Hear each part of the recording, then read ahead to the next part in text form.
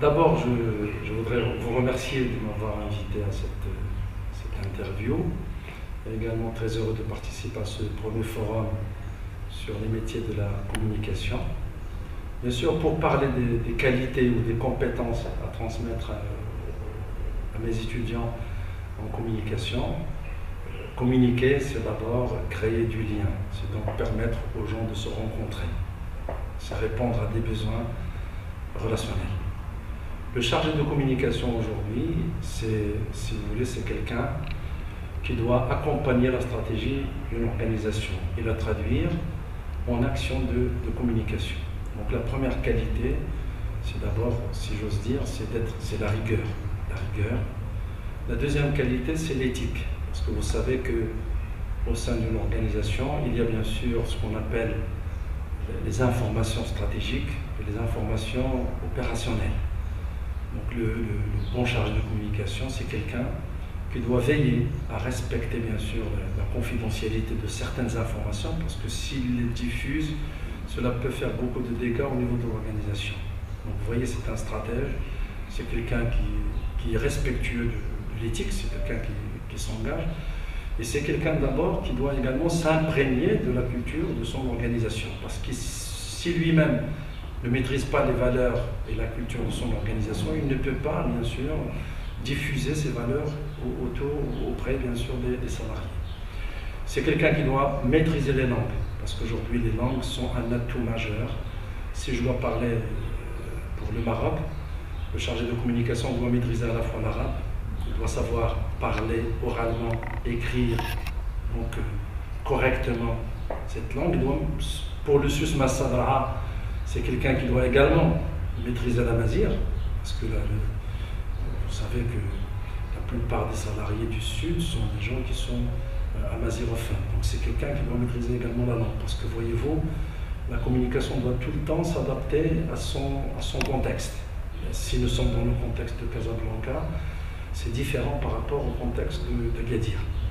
Le bon chargé de communication, c'est quelqu'un qui sait écouter, vérifier l'information avant de la diffuser. Parce qu'il a cette responsabilité, en fait, au niveau de la transmission de l'information. Donc il doit d'abord vérifier et encore vérifier.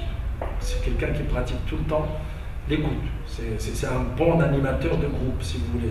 Il doit savoir pratiquer l'écoute active, savoir vérifier l'information, et c'est quelqu'un qui doit savoir également formuler le message. Parce qu'aujourd'hui, le message qui est compris dans le haut de l'échelle, il doit être compris dans le bas de l'échelle, bien sûr, tout en le modifiant pour que les gens, la cible en fait, puissent le comprendre.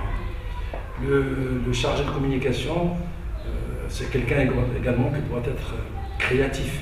Donc il doit maîtriser l'outil de la vidéo, la photographie, connaître tous les plans, connaître en fait le montage, les effets spéciaux, la rédaction d'un commentaire. Il doit savoir faire le suivi, il doit connaître en fait également des connaissances en informatique. C'est quelqu'un qui doit maîtriser le PowerPoint par exemple, parce qu'il est tout le temps amené à faire des présentations, et donc il doit maîtriser cet outil.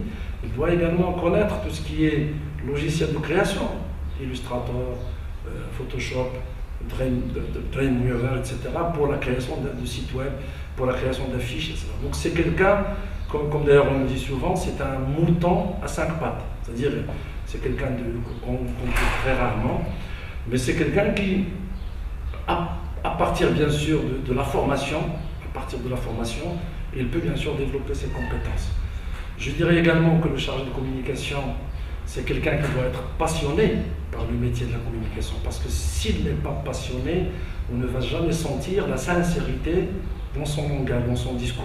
Parce que pour que le public puisse suivre, accepter et adhérer à son message, il doit lui-même être sincère et authentique dans son message. Et l'authenticité et la sincérité peuvent découler automatiquement de la passion qu'il peut développer pour son métier. Voilà, si vous voulez, quelques-unes des qualités que devrait, à mon sens, avoir un chargé de communication. Et bien sûr, c'est quelqu'un qui doit savoir parler, savoir communiquer. Communiquer, bien sûr, c'est donner et recevoir. Il doit avoir la maîtrise du verbe, la fluidité verbale. Il doit être structuré également dans sa manière de discourir ou de parler. Voilà donc quelques-unes des qualités qui me paraissent aujourd'hui. Si je dois parler maintenant de la communication interne, puisque c'était le thème de la table ronde de tout à l'heure, le chargé de communication, c'est quelqu'un qui doit d'abord être conscient que la communication dépend du top management.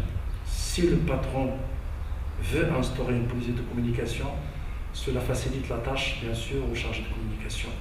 C'est quelqu'un également, comme je l'ai dit aussi, qui doit appréhender lui-même, il doit comprendre la stratégie globale de l'entreprise pour pouvoir la décliner en stratégie de communication.